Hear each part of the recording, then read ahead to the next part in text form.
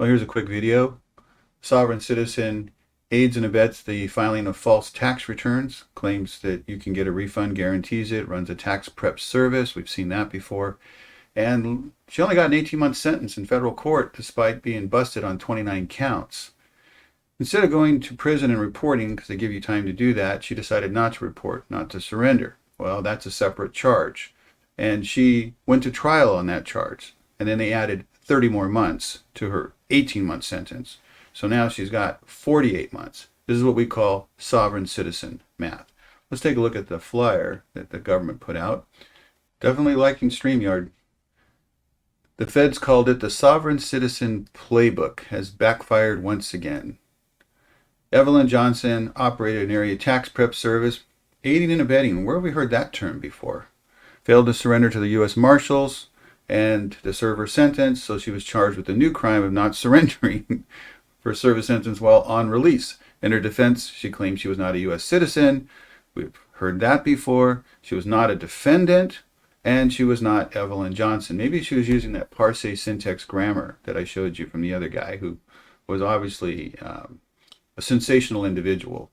He claimed to have paid off the national debt in 16 months, and he doesn't know a verb from a loaf of bread. And then he puts numbers next to it. And from there, you can glean the fraud that's within the documents for this massive U.S. corporation that runs everything. Who am I? I am the cash cow of the United States Treasury. They were $8 trillion in debt. The lie detector test determined that was a lie. Because the United States government would not exist after 1997 if it wasn't for me. I paid off the last national debt in 16 months. The lie detector test determined that was a lie. You can, if you had one of my oaths and had the knowledge, you could back that up. I can back it up. Is it on a trifold? But I'm also a sovereign. I'm also granted a sovereign's country, the director of my own country through the United Nations. The United Nations had to make me the 200th member of the United Nations. I don't pay a $1.6 million a year fee to the United Nations because I exist as a sovereign condition of state. The lie detector test determined that was a lie. Okay, this is what I call the paint by numbers founding father sovereign citizen guru. I've never seen anything like it, like this guy. Room. Purpose of the knowledge hyphen, sharing, comma, mind hyphen, body hyphen, healing and organic hyphen, food hyphen. And we've already picked up $140 billion in damages since March 6th. The lie detector test determined that was a lie. Talks about his quantum language and the parse syntax grammar. That this is the mystery that you must unlock on all mortgage documents to show that all the documents are a fraud, the court systems are a fiction. He says this will crack the code and show that there's fraud. Okay. It's like, what the heck, man? You put a number 1. If it's a verb, you put a number 2. Adjectives are 3, and so on and so on. The thing that really will get you is using the numbers from 1 all the way to 9 and add a 0. He ascribes a number to a specific type of English word. So those are absolutely hysterical because he was pitching these people about their loan documents. So from, I'll just say it's from 0 to 9, because that makes more sense to me than starting from 1 to 9 and a 0, but this guy doesn't make any sense. Every word is going to be ascribed a number, and from there, you can flesh out that the fraud has been committed. I walk into a courtroom. I walk in and it says, "Judge, you're excused." I'm going like, this is a state court. I'm in charge. I said, "Bailiff, I deputize you as my tip staff. Arrest the judge for trespassing in my courtroom.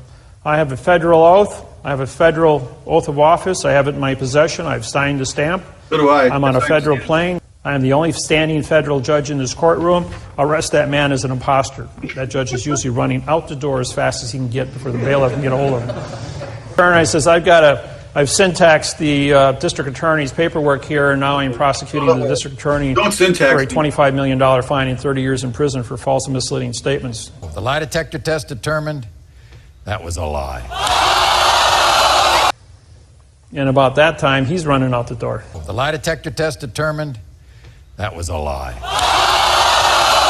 Before you, And this would be an ex-party communication. The other side's not present, and he's saying this in front of his clients, which he can't represent anyway.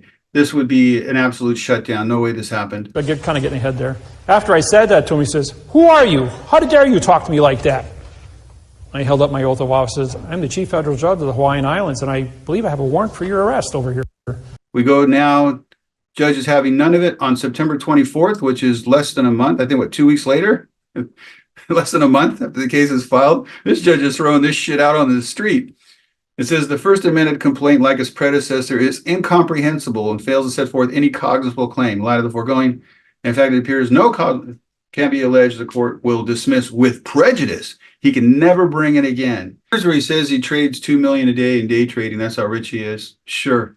$2 million a day. You can give me, I'm financially independent. I make all the money I need. I'm financially set for life. No, I'm sure he needs the money. I can't be bought, sold, traded, or anything else. I've had lawyers walk up to me with a suitcase with $2 million. The lie detector test determined that was a lie. I see that all the time. Lawyers are walking around with $2 million in cash and undeclared funds to throw at a guy that they don't know, as if that wouldn't be breaking any laws. And say, "Here, go on vacation. Stop bothering us." I'm going like, "I day trade that." I says, I've lost that in a day. That don't mean anything to me. The lie detector test determined that was a lie. Down in that room, I had 6 marshals standing shoulder to shoulder surround me, and William Rehnquist came down from up in his chambers to see me. Okay, that's a lie, because the marshals are not guarding the Chief Justice. It's the U.S. Capitol Police. But, okay, continue with your stupid story. And I says, "I have your signed confession for treason against the United States people." The lie detector test determined that was a lie. He says, "Okay, guys, you can all leave now. Mr. Miller and I are going to sit in this closed room. You've already frisked him. He has no weapons. He doesn't seem to be of stature that can overpower me. And we're going to have a little discussion." So for the next 2.5 hours, William Rehnquist and I became very good friends. Sure. And Yeah, sure, buddy. until he died, and I removed him from office in June of 2005. The lie detector test determined that was a lie. I taught him syntax, the math interface on grammar, and he taught me all the secrets of the procedures of judges. The lie detector test determined that was a lie. Average lawsuit I write is a $20 million windfall for the United States government. The lie detector test determined that was a lie. All right, so he's a vaunted litigator. He talks about the $140 billion that he recovered. We'll see that in a second. Here's his complaint dismissed by a federal judge. On October 24th, pro se plaintiffs David Wynn Miller collectively filed a complaint against these lenders, and he could not even meet the minimum standards of Federal Rule 8, which is a plain, short statement of what the case is about. Here is where he said in an interview that he had a 200 IQ. This is hilarious. He actually can't count, and he gets confused about putting letters in boxes.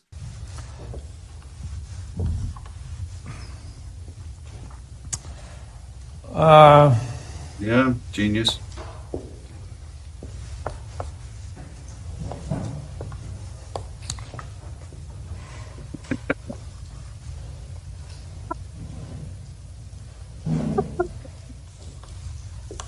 I like how the line is going to an angle down. His brain is overloaded. Oh, he got 2 spaces. Nope. 1 word in 1 box. Nope. Another word in half a box. No. Come on, genius. Start over. Brain freeze. My spacing is wrong. And that's wrong. You don't put a letter there.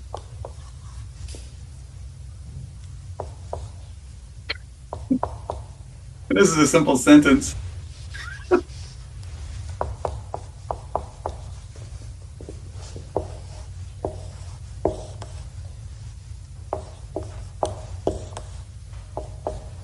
Okay, you're looking at a computer. When you say, "I saw the cat," this is an adverb verb, adverb verb. But Okay, he said, I think was an adverb, and cat, I is a pronoun, personal pronoun. Cat is a noun. The is an indefinite article. Saw would be a verb. So he got that one right, and he got everything else wrong, and he left out the period. I says, 25 million bucks a pop, plus $3 million for the IRS. That's $28 million a pop. I says, I don't know what your pay grade is. I says, but you start costing the government $28 million for every person sitting here, times 22, that's $1.4 billion. 616 million. You're not going to have a job very long. These are Article 3 judges. They have lifetime tenure. Anyway, that's it. Have a nice day, and we'll catch you on the next one.